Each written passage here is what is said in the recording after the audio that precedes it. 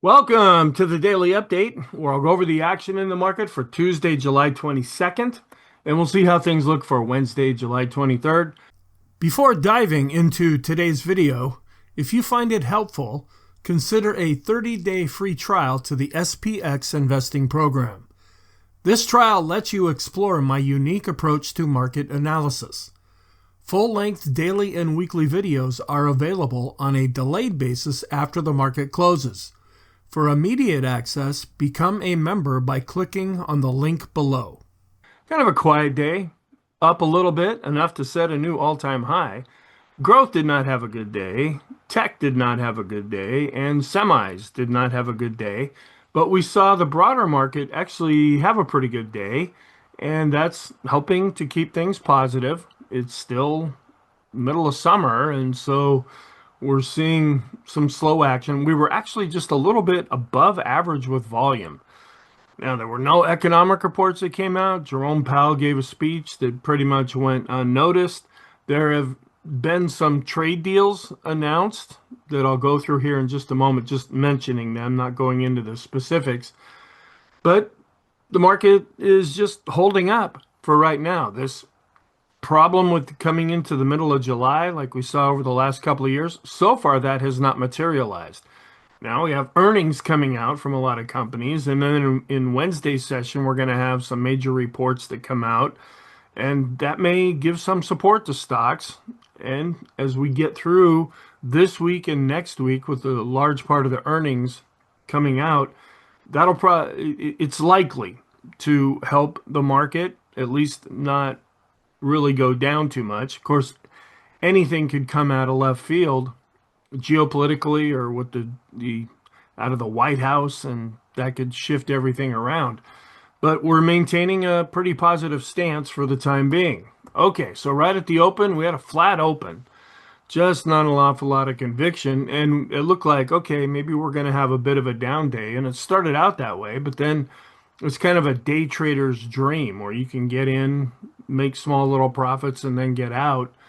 But prices declined below the unchanged level, so we went negative. We dropped below 6,300, and we fell below S1 at 62.94, but then we found support at S2 at 62.83. Then we did rise up off of that, but then for quite a while we hit resistance right at the 6,300 level. So now that's becoming more of a technical level rather than just a psychological level. Then we finally broke above 6,300 and went above the unchanged level to go positive, but we hit resistance at the daily pivot. That's why I post these pivot points, support levels, resistance levels every day. The market really pays attention to these.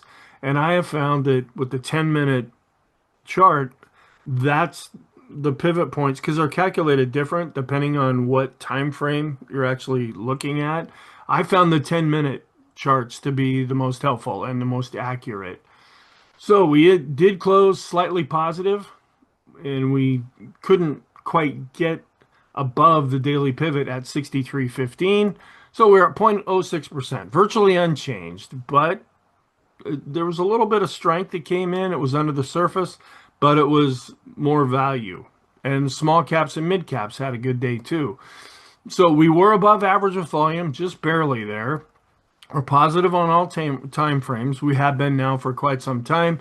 And another thing that I've been trying to point out periodically is any of the sideways action or even down days that we have, all of this is taking place above the 20-period moving average. So that's a market that's holding up quite well. And we are coming down with interest rates. And so that's also helping stocks. The dollar continues to decline as well. And we're just dealing with, okay, we're getting closer to that August 1st, Liberation Day 2 is kind of what they're calling it, 2.0 or something. And some trade deals are starting to be announced there. So we did set a new all-time high with the S&P. Small and mid caps did have a pretty good day. I'll show you the charts later on. We'll see, is this the beginning of something or just one of these nice little moves that we see and then the market kind of backs off from that, where tech and semis didn't have a really good day. There were trade deals that were announced with Japan. That's a pretty big one. Japan's a huge trading partner with the U.S., and As I'm recording this, the Asian markets are looking pretty positive right now. There was also another deal announced with the Philippines as well as Indonesia. Then on a short-term basis, not seeing really solid strength in the short term, but we still have a few of our usual indicators here. The Stochk RSI is not on the list, but the Williams percent R is. The CCI 20 actually fell off the list, but the CCI 14, which is a little bit shorter term, that's on the list. The stochastics are still extreme, and then our slope oscillator, and then the RSI based on 9 periods. That's just barely looking extreme positive. So you could say overextended, but in a positive environment, this list can grow, and the list that we do have can stay on this, the things stay on this list for quite some time. Intermediate term, the rate of change 50. That's still looking pretty extreme. Momentum oscillators, which continue to show more weakness because we're just not getting an awful lot of follow through. These minuscule up days are not really helping the momentum oscillators to move back to positive, so they're actually drifting more negative. But they're still in extreme positive territory when we're looking at the charts.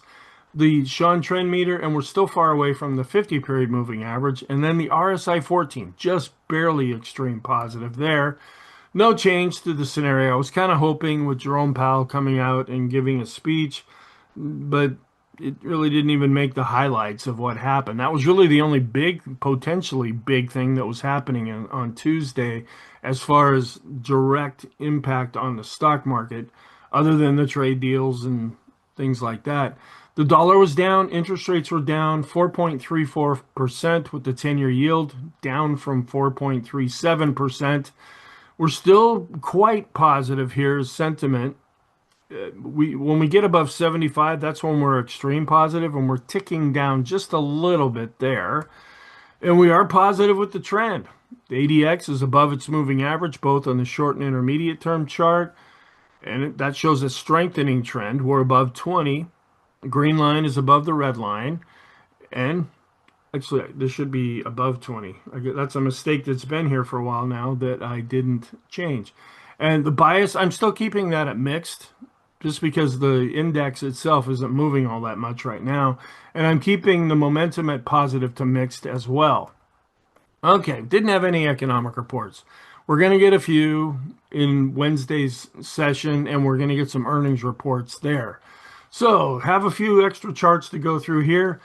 We're keeping an eye on the skew index, which I'll go through here in a little bit.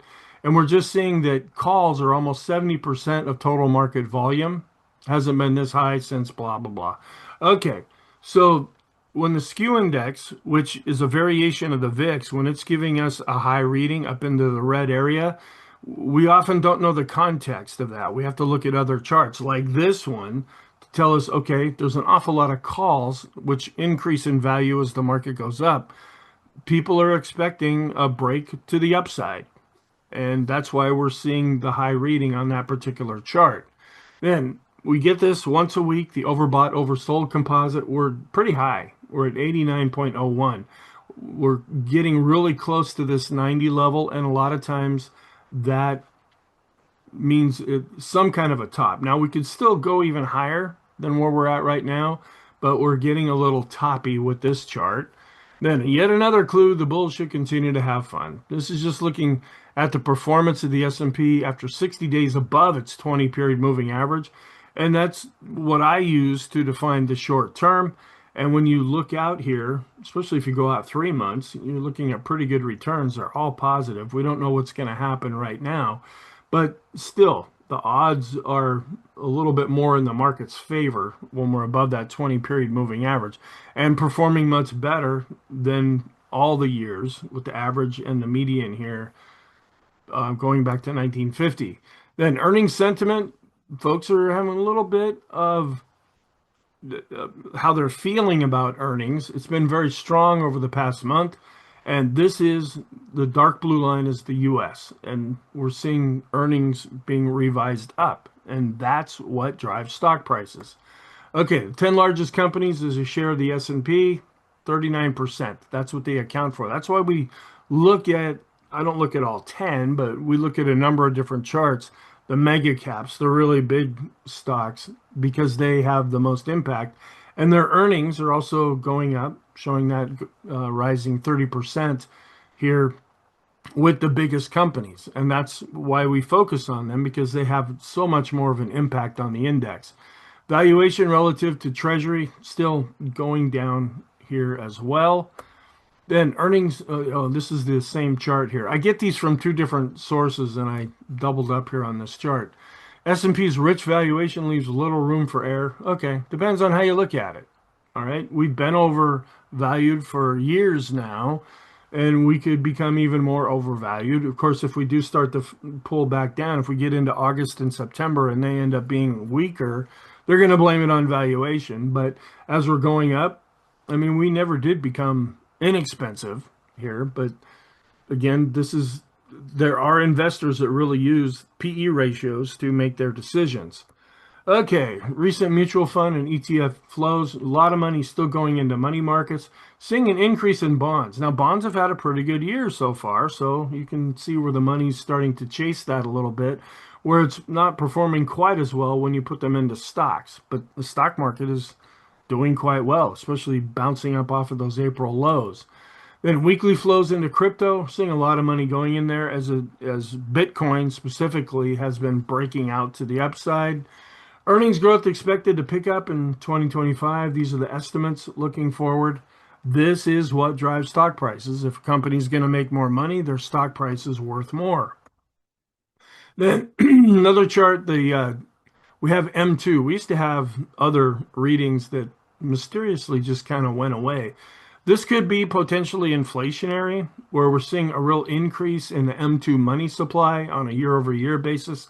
It's starting to come up. Now, it just went flying in here. This was the whole COVID lockdown and when they were flushing the economy with liquidity. Then it was really backing off, and we went through 2022, which was the cyclical bear market. Now it's starting to come back up again here. And then prime book positioning and semis is at its highs with market sentiment around the group. Okay, this is the real big part of growth. Semiconductors, which are part of tech. Tech is the biggest part of the stock market, and when tech does well, the stock market does well, and when the semis do well, tech tends to do well. And so we're seeing that represented here on this chart.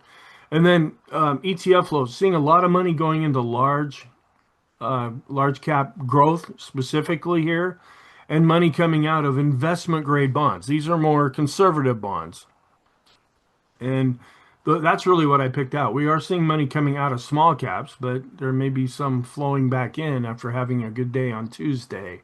Mastering the stock market is challenging and can take decades to achieve.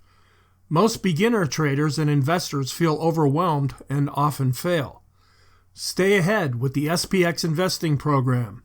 Members gain access to the full program. Other options include immediate access to videos as they become available. Alternatively, the daily and weekly newsletters may be helpful. Click on the link below to find out what's best for you. All right, so here is the chart. Flat open. Didn't like, okay, maybe Jerome Powell was hiccuping or something, and price immediately went down below S1. We did find support at S2. This set the intraday low, and then we came back up above S1, but then we ran into resistance at 6,300. Just kind of hung out here for a while. Looked like we were going to break lower, but then we were able to break above 6,300. We fiddled around with the unchanged level a couple of times, and then later in the day, we came right up to the daily pivot, closed a bit down off of the daily pivot, and slightly positive. Okay, and we are seeing a bit of a bounce here in the initial overnight session. The trade deals that have been announced, that's being taken as positive news. This is many hours before the market is getting set to open. And seeing a little bit of a switch here. Now, growth did not have a good day, but value did. And we can see where the red line is now above the blue line. And now, it's okay, they can both go up, but it's more positive when we see the blue line above the red line. And this is similar to what we saw back on July 1st. This was the beginning of the month and the quarter, and we saw a lot of money going into value. And then after that, we started climbing our way back with the growth to value ratio. Well, it took another hit here in Tuesday's session. So growth was down on the day where value was up pretty strong. This is very similar to what we saw on July 1st.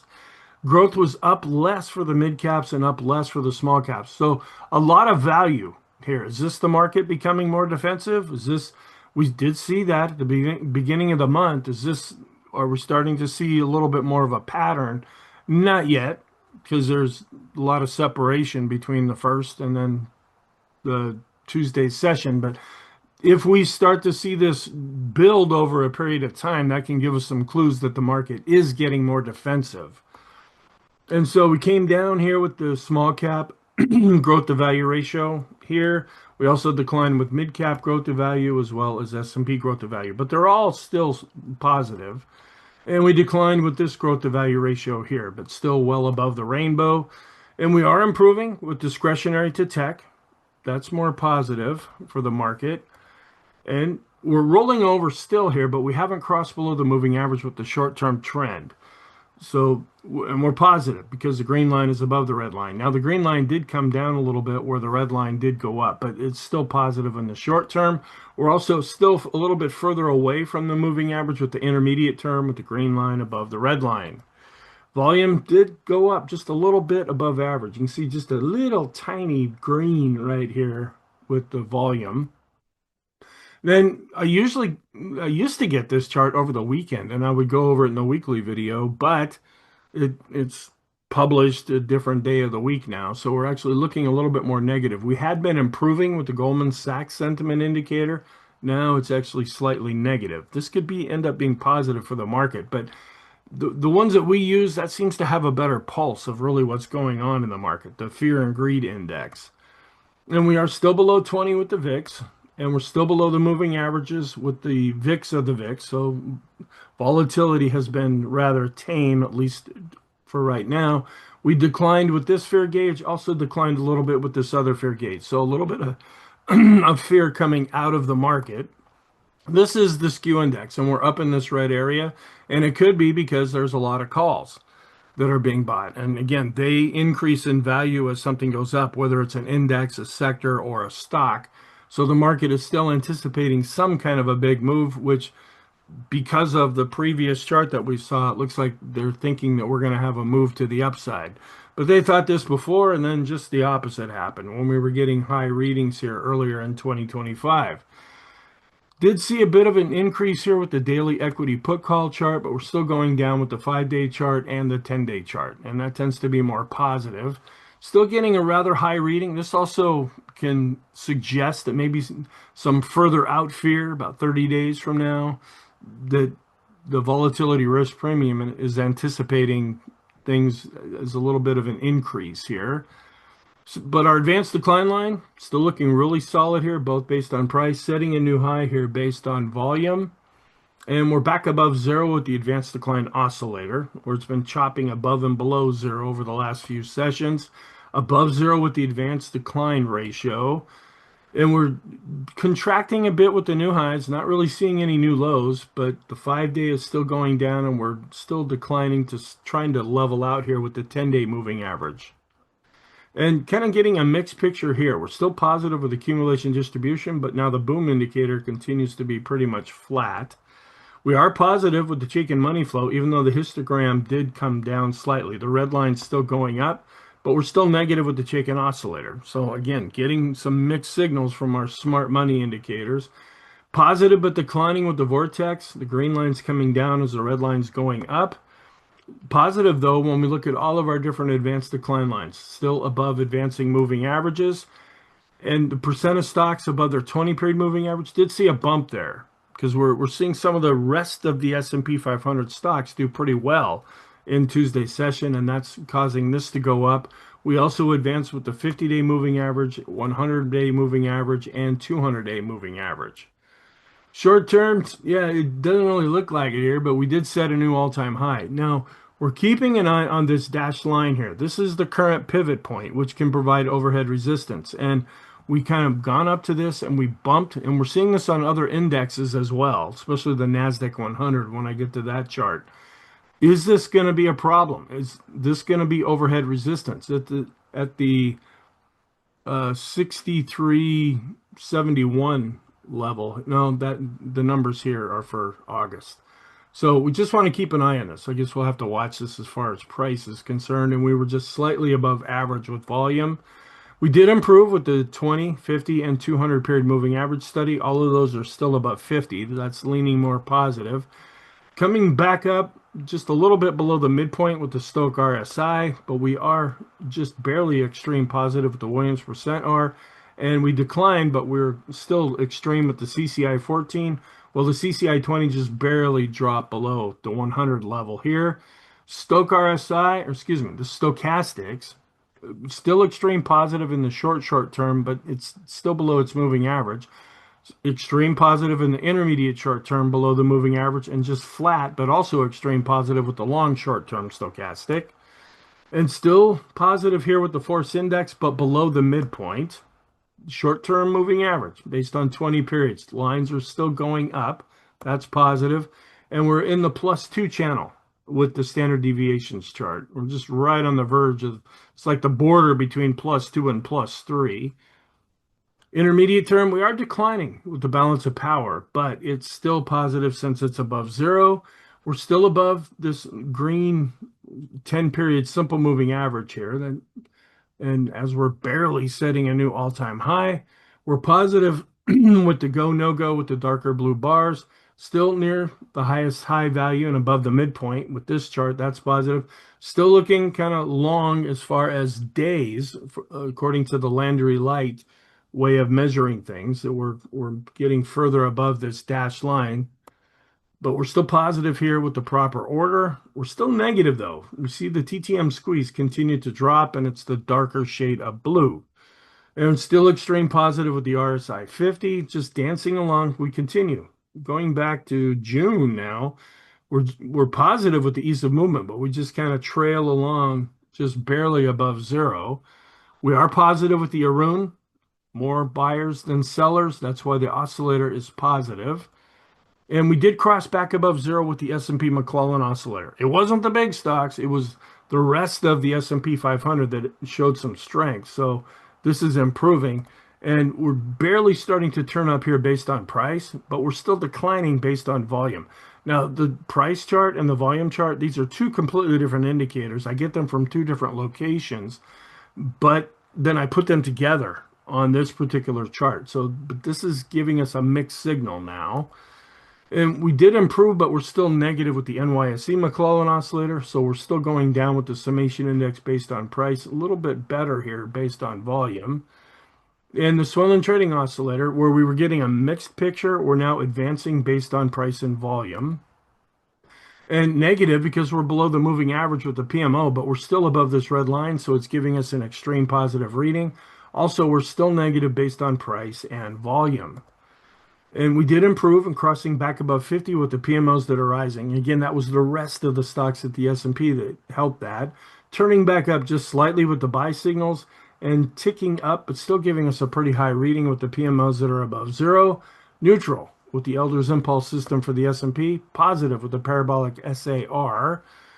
Negative here with the slope oscillator since we're declining below the moving average, but we're still above this green line here. That's why it's an extreme positive reading.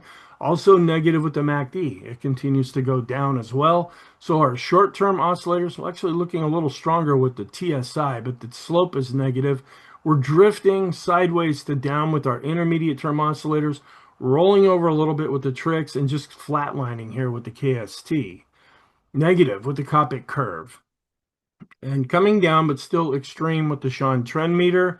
Still above 50 with the money flow, as well as ultimate oscillator. Still above the moving average with unbalanced volume. Just barely above 70 here with the intermediate term RSI. And we are further above 70 here with the short term RSI based on 9 periods. Intermediate term trend continues to look solid here. The red line's going up, the blue line's going up, even though we're below the red line. Above all the moving averages here, and this is what I'm talking about. All of this recent action going back to about the middle of May or so, all of this has been happening above the 20 period moving average. And we're still not too far away from the 20 period moving average, but we are far away from the 50 period moving average. And we're improving enough to slightly go above the moving average with the bullish percent index. We were flat with the NYSE bullish percent index and actually declined here a little bit, but still getting a high reading with the NASDAQ 100 bullish percent index. The weekly chart, we're up 0.2% so far for the week, but we're still having many trading days left to do there. Seeing a little bit of a slowdown here with based on the trend here. This is like a doji candle that we're seeing for the Heikin Ashi, where the open and the close are very similar to each other. We're positive, but now pointing down with the Kigi chart, but we're still positive with the Renko chart, slowing down, but still positive with the three-line break chart. Long term, just about at this extreme reading here with the 150 moving average steady. We are improving, but still below the black line with the 200 period moving average steady. Positive on all time frames when we look at all the stock indexes, and positive with commodities. We're a little bit concerned about that because that could be inflationary. Still positive in the short term with bonds, dollar negative on all time frames. And the only sector that was down was tech. And then we had healthcare, real estate. Healthcare has just been getting hammered. Real estate's also been under a lot of pressure too, but this was a bounce area that we saw here. So this is why value did a lot better than growth. Discretionary was up over 1%. That helps. But you had communication not up all that much here. So growth really underperformed.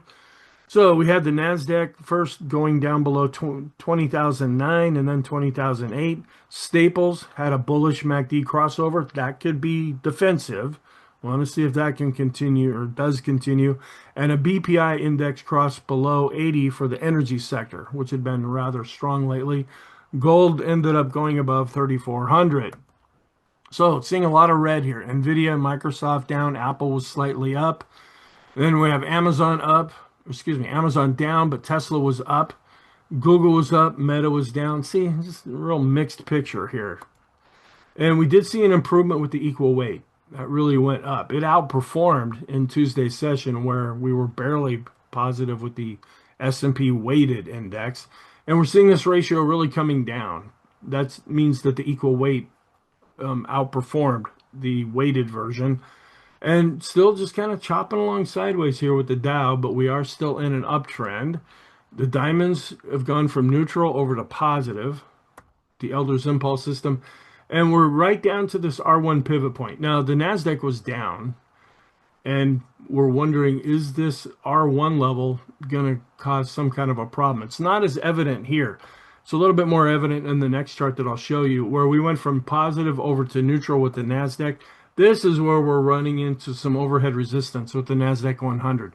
And the NASDAQ and NASDAQ 100 tends to use these longer term pivot points here. Is this an issue? Now, we're still looking good as far as the pattern here. Higher highs, higher lows. We haven't really broken below that, but we'll just be keeping an eye on this.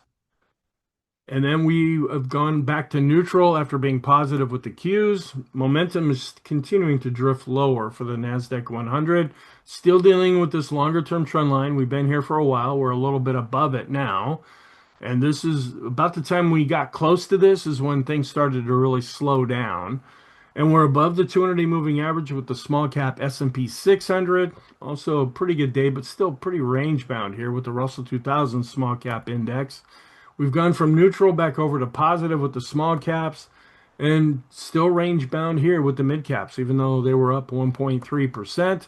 Neutral back over to positive with the mid caps with the Elder's Impulse system. Still in an uptrend here with the Wilshire 5000. Okay, and I'm trying to look. I think that's a new all-time closing high.